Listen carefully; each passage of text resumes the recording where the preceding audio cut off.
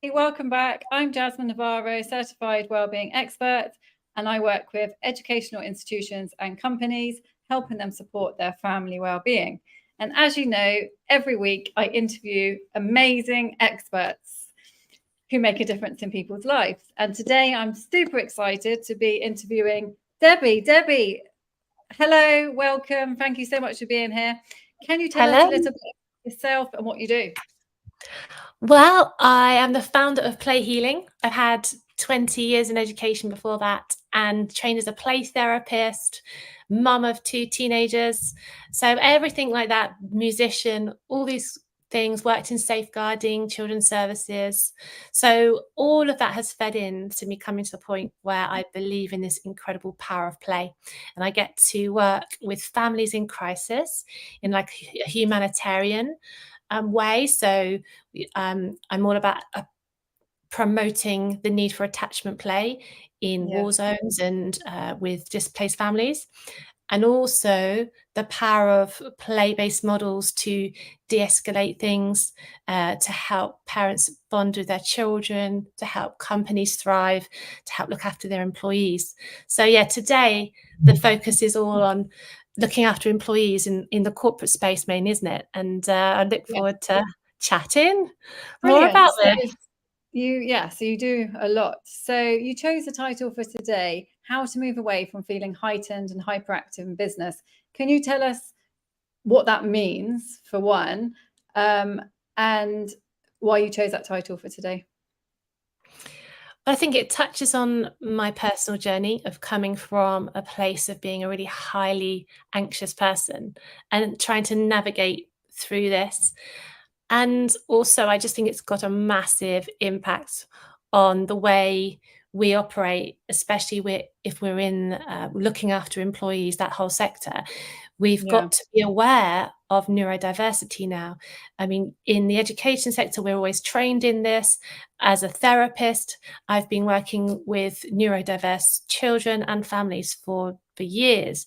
However, not all of us have the same understanding. Not all of us are coming from the same kind of background and thought processes. So I've developed a really simple model with 3 words that I believe will really help us in our lives. It's like a little philosophy that will help us to navigate any kinds of feelings of anxiety, feeling heightened. We'll look into that. And so that we can be happy, healthier, and live our best lives. Amazing. So can you break it down then? So, because I didn't actually catch it straight away myself, actually. So feeling heightened and hyperactive. So what does that mean? So are we talking about neurodiversity here? Well, feeling heightened can happen to all of us. Our bodies have a threat response. So we are designed to protect ourselves if any kind of threat happens to us, because that's survival. That's part of surviving as humans. And we hear these 2 phrases bashed around a lot. And sometimes I think, actually, do we actually understand the difference? Is it the same thing? And actually it isn't. So if we go to heightened first, feeling heightened refers to feeling more sensitive. This heightened sensitivity is like an awareness intensifying our senses.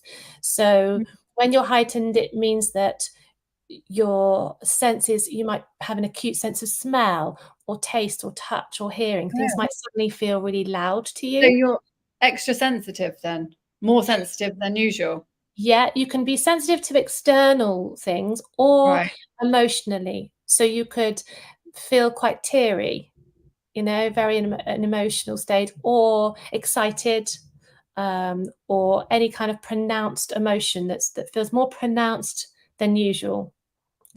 So, okay. So this is something that you could, you might not experience all the time, but maybe. No. Okay. I mean, some people live in a heightened state, as we say, but hyperactivity. So we hear a lot about ADHD. So ADHD, attention deficit hyperactivity disorder. Some people have ADD, so they don't have that hyperactive part. Right. They that's different. struggle with that concentration piece. But being hyperactive means excessive activity, feeling restless, difficulty sitting still, and your heart might be, pumping quite fast.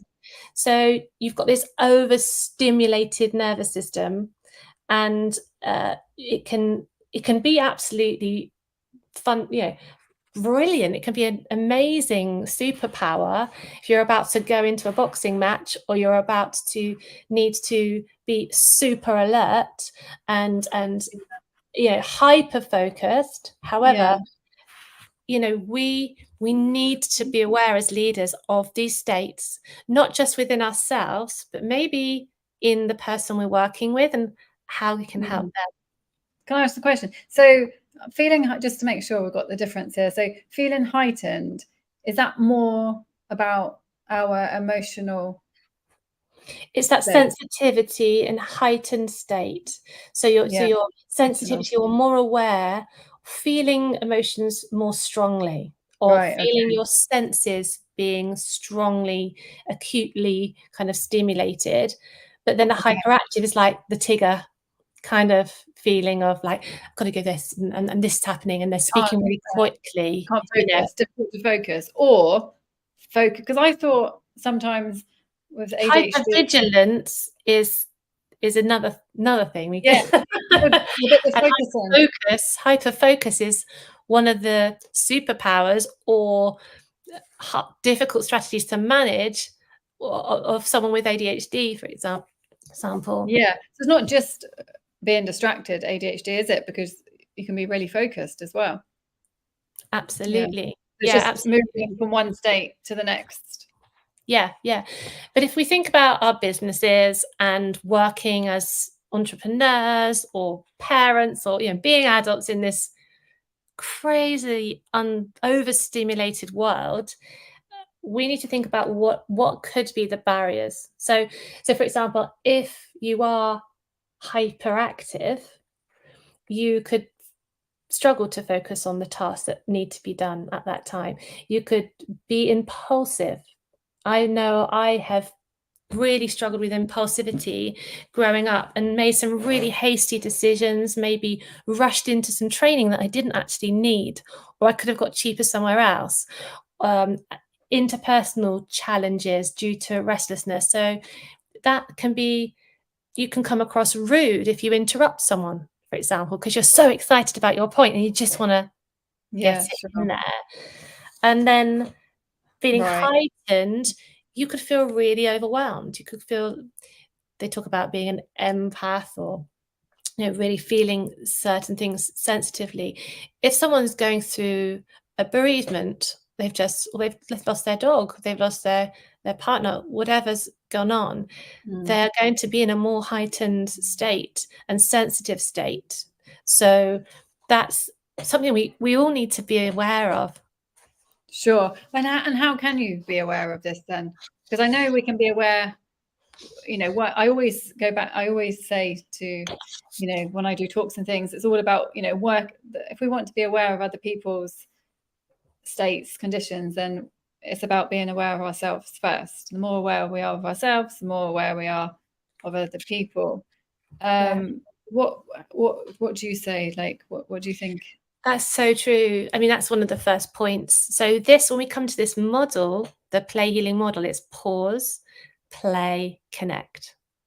So if we go backwards, what we're aiming for in our businesses, in our family systems, within ourselves, is to feel that connection, that brain-body connection. So we're aware of what's going on in our body, that introspection that you're talking about, where my thought processes are, all that kind of thing. The family system, we want to feel connected to those we love. We want there to be that reciprocity, that conversation, that flow between relationships. Healthy relationships don't have a sense of disconnect and rigidity. They have this beautiful flow. So if we're going for connection, sorry, Is this what we should be doing for ourselves or our employees? This is the aim. So absolutely, just connection as a word. I'm trying to go for the model here. So we've got pause, play, connect. Connection is the aim. That's where we're working towards.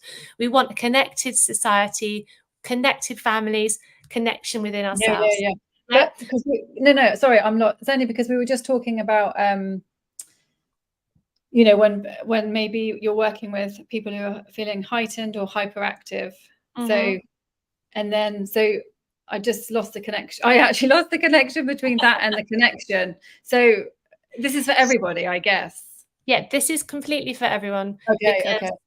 When we are feeling heightened or hyperactive, there's often a brain-body disconnect. We're thinking like here, we're like buzzing around, or we're so absorbed with the sensory overload, we can't connect. We can't connect with what's in front of us with the job in hand.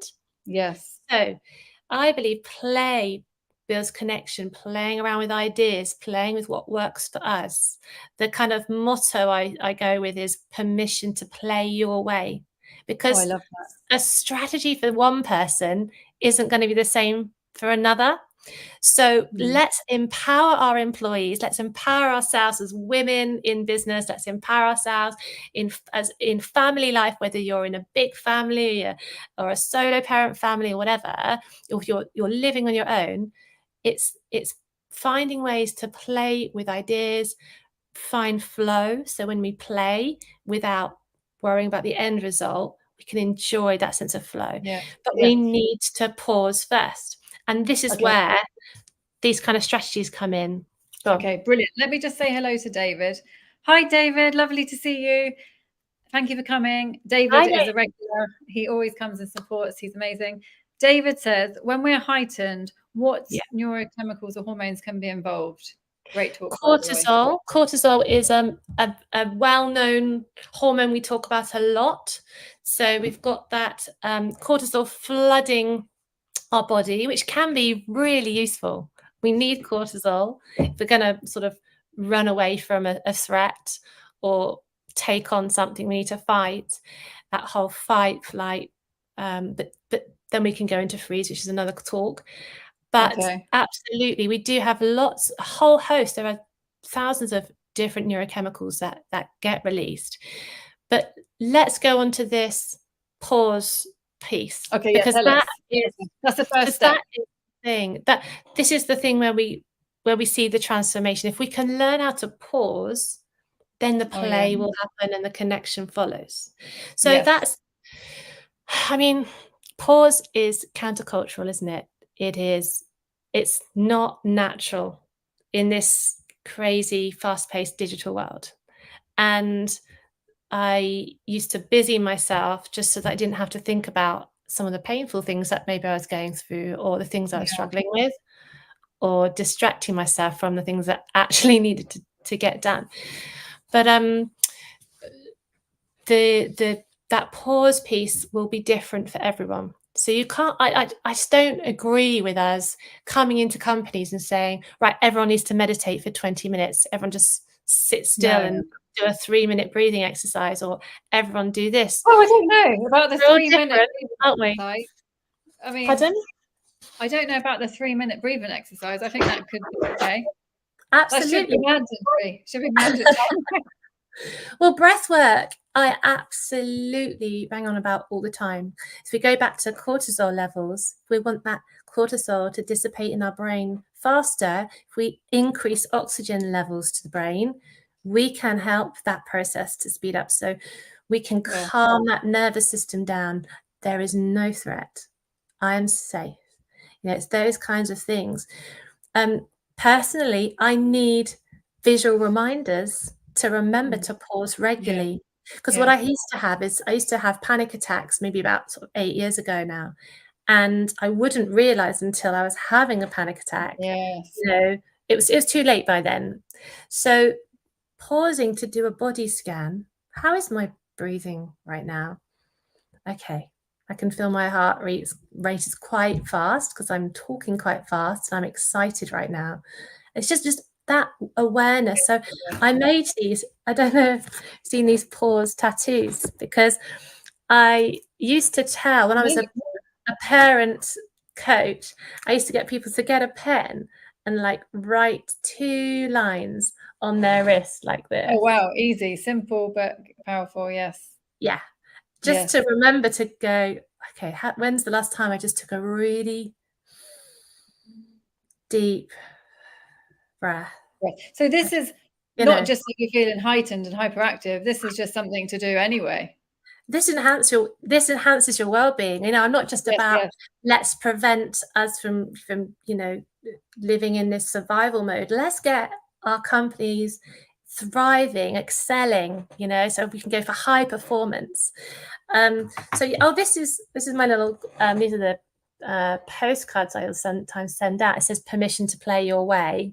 Okay. And you've got the pause, play, connect, flow. Yes, The yes, connect yes. is the heart, because it's about that. I mean, this is a lot So of we research. pause. So we stop, we take a deep breath, we scan our body, we Right, connect with ourselves. And then what happens? And then what do we do? Well, pausing can also mean pausing to step back and find perspective on a project, pausing to have intense therapy because you've noticed that you're triggered with certain scenarios. Pausing could be, how much caffeine do I drink at the moment? I'm going to be more Checking mindful. in then. It sounds like pausing is checking in. Checking in, yeah. And problem solving, because we've got whenever we have a challenge, we need to pause, don't we? And it's about healing. I'm called play healing. We're not just pausing to identify what's going on. We want to get to the point where we've got a strategy that helps to bring transformation and helps us to thrive. Yes. So we pause, and then the next one is then you can to work at play. So yeah, the play can happen in so many different ways. I'm a massive advocate for us not stopping playing as we grow older. We should always be playing in a plethora of different ways. And play, though, has got this kind of stigma about it still. When I say I do play-based de-escalation strategies in companies, or I do play-based intervention, they're like, play? We don't need play. That's for children, or that just. Oh, really? Or actually, I have companies, which is fine, saying, oh, can you make our training more lively and playful? Can you? Yes. Can you? Yes. Which is fine, and we need that, because if you look at the education sector, you and I have been in it for years. We know that learning through play is the most effective model out there. Like, and I don't know whether you know this, you probably do, but when we play, we can't play in a stressed out state. We can only play when our body is regulated, and Amazing. so it's a good indicator of our emotional state. So over 80% of parents were saying, I don't feel playful. I can't play with my child. I don't like playing. I don't enjoy playing. And we'd pause and we go, do you know what? That's okay, because of what you're going through right now. And you're actually in this kind of heightened state right now.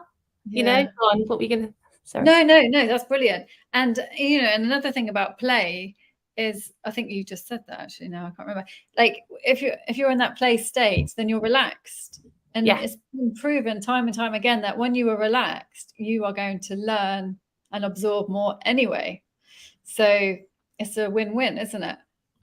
Absolutely. And if you think about playing with adults, going out for a drink with friends, cooking a meal can be play. Doing some knitting, playing golf, playing sport. Yes, you can have the competitive kinds of sport, but really we're talking about playing this much broader sense of the word. Playing when there's no fixed agenda. And we play coding, computing is playing, isn't it? It's playing with certain ideas and equations, and mathematicians can be playful. That's it makes it fun. Who doesn't want more fun? I'll tell you what, Debbie, I don't know how many times I've been in a session and clients, people I work with, myself included, are just not having enough fun. Who But doesn't want to have more fun? but we cannot force fun, because like No, that is can't the be worst, forced. isn't it? We don't want to force fun because No, no, no, no. I've had No, a it's fun is beautiful, different for everybody anyway. It's all that, yeah, you know, it's and there's no right or wrong. that is why we need consultants in play. This is why I do what I do. We need to encourage companies to pause, look at what are the needs of my team right now. Oh, Susie's just lost her mum. Um, Derek's in a wheelchair, and this is happening. So if I just go, oh, let's all go out and play football, I don't think everyone's going to be feeling like doing that. Um, No, and so, what can we do that is inclusive? How and can we aligned. use Yeah, this pause, play, connect, flow to promote inclusion, to increase our well-being in this team, to build connections in a healthy way? definitely. Oh, I love it. I absolutely love it. And I mean, So when you're I was teaching, sold, Jasmine, yeah, oh, sold. I agree. Yeah, yeah. I mean, I sort of do it, but I guess I Yeah, have call it different things. But no, I yeah, completely agree with what you're saying. I'm totally aligned with that. I mean, I saw it when I was teaching yeah. for Go myself. on, go on. Tell me what pause, play, connect means for you in teaching. How does it make you an effective teacher? Oh, I wasn't going to say that, but I'm just okay. Pause. Well, I think we have to, when you're caught up and you're on autopilot, you're not conscious, are you? So you're just living a life and making decisions, maybe that are possibly not serving you, but you don't even realize it. So you just carry on, carry on. It's like Groundhog Day. But I think pausing, you can you can connect with your body. How am I feeling? Mm, What am I mhm, thinking? That's dictating my feelings as well. So you can see the connection there. And whatever I'm thinking, is it helping me? Is it mhm. is it going to help me make the best decision for me in this moment? Yeah. So I think it's the awareness, isn't it? It makes you conscious. And if you're Yeah, not increasing conscious, it. you can't change anything because you don't, like you say, you don't know what you don't know. So that's a No, pause thing for me. love it. And then the connect was the next Pausing, one. playing, and connecting. Oh, So yeah, then you sorry. Yeah, playing. See, I apologise. I would have said pause, connect, play. Well, yeah, and sometimes you don't need to play. You just go from pausing to connection. Sometimes Yeah. that's why I've just put it down somewhere. They are on top of each other. Oh, this is my Oh, parent I guide. see what you mean. So you've Yes. got that whoop, It's pause to like connect. Blockbuster, isn't it? Pardon? It reminds me of Blockbuster. Do you remember Blockbuster? Oh yeah, did it? No, that's the other one. Yeah. Um, Sorry, yeah, that's exactly. countdown. Do-do-do-do. They were the good old days. Um, Oh, yeah. No, but I yeah. for me, with teachers, when I train teachers, if we think about it from just a one-to-one position, and you've got a child that's kicking off. So in the primary sector, when I was a primary teacher, there was that one child who I just didn't feel like I was getting through to constantly. Oh, There's this yeah. disconnect. They just weren't engaging with the learning. They were thinking, if I paused after that lesson and went, okay, what's going on here for this kid? Or I have a conversation outside of class and say, tell me how things are going right now. Kind of open question. Often that conversation would help. I reframed, I played around with the style of Yeah. teaching I was using. I played around with my language. I would have some playful interjections before class or after class during the day. Hey, you're right, give me a high five. Oh, Building yeah. connection through the day can really help the relationship to grow, and their learning to Definitely. And absolutely, you know, like you said, it relaxes people and takes away that fear, doesn't it? And yeah. Jacob, hi Jacob. Thank you so much for joining. Jacob Introduce is a regular dopamine, as yeah. well. Thank you, Jasmine, for these wonderful talks. Playing encourages the brain to introduce dopamine, which is an essential enzyme for learning and creativity, which is what schools and workplaces need. Thank you so much, Jacob. Yes, we Yeah. do. We need dopamine. Absolutely. And Good I'm point. currently working in a school, just for another 7 weeks. I have 550 students a week. Okay, Do I'm teaching you? music, Oh, and yes. I'm also juggling play healing, so I'm doing a lot more in end of October. But I brought in things like Play-Doh, pots of Play-Doh, all my year 8s, like all Oh, 150. amazing. When they came into class, they Yeah. had a pot of Play-Doh, and I would do the starter using the dough. So I talk about a certain musical feature or, you know, different structures in pop music, and they would create a structure while I was talking. And what's a musical hook? Everyone make me a hook, you know, out of Play-Doh. So Brilliant. it's using play to just enhance their learning experience, because a lot of children who were heightened and hyperactive, these different kinds of state, really found using Play-Doh grounding. They were like, Miss, can we have Play-Doh? Miss, can I have some? And while I'm teaching, I'm moving around the classroom with these sensory toys, and I'm just placing them in front of these children while I'm talking, because I know that they just need something else to be doing to help them to focus on what I'm teaching. Definitely. It's funny as you say that. I'm thinking And why about not just do business too? slime, you know, slime. I think Yeah, that yeah, has the same effect. That has the same yeah, effect. Like yeah. I've worked with children who, you know, have anxiety, and I see them, you know, with the slime, and it helps with stress as well. You know, that really, you can see that it's helping them focus, and you know, so yeah, it's a similar sort of thing, isn't it? And the great thing as well is, with this empowering philosophy of pause, play, connect, I take it into schools and companies. I introduce the model like we're sort of starting to talk about now. And then I say, how are we going to integrate this model into what you do, how you already work? You know, we don't have to throw out all the other philosophies that we're working with and all the other strategies. Of course. Let's put this into play. And exactly what you said to me just earlier, oh, I kind of already do that, but it's just a little reframe. I'm like, bang, that is what I'm doing. This is what it's about. It's about, you know, I was working with some Ukrainian psychotherapists. I trained them virtually. We had about 30 on the call, and a wonderful, precious time with them, and introducing the model, talking about play-based attachment material. And some of them were saying, these occupational therapists were saying, we kind of are already doing this. And you could see that their confidence just shot up, and they were like, I'm okay. This is okay. And this works. I know this works. And now I know why it works. Amazing. It's just great. Yeah. No, I love Debi. I love everything that you do. I think it's life-changing. I really do. But so is there anything else you want to say before, because time is ticking?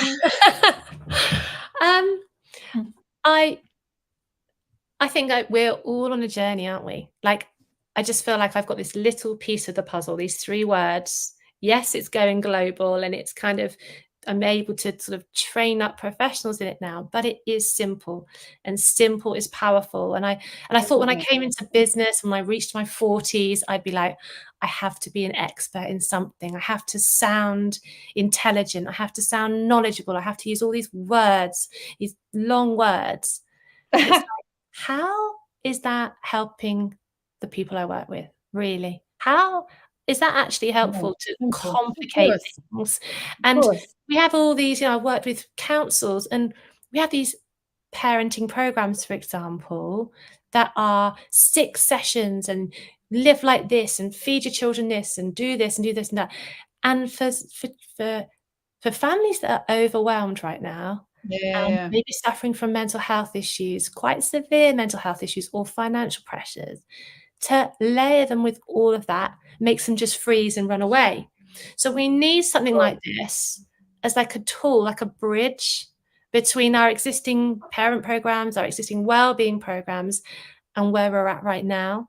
So let's keep things simple, whether that's business strategy or just living our lives, right? Amazing. Thank you, Debi. And how can people find you? Playhealing.com is my website. I'm on LinkedIn all the time at the moment. And Debi, DEBI, at playhealing.com is the best email address to get me to. Amazing. And Debi is going to put her links and everything on the post. So if you want to contact Debi, I'll put some notes on there if you want as well. Please do, please do. And thank you so much, Debi, for coming and sharing your knowledge. I love the work that you're doing, and yeah, it's very exciting. And thank you everybody for watching. If you have any comments or questions, please message either of us directly, or you can write on the thread as well. And thank you so much, Debi, and see everybody next week. Thank you.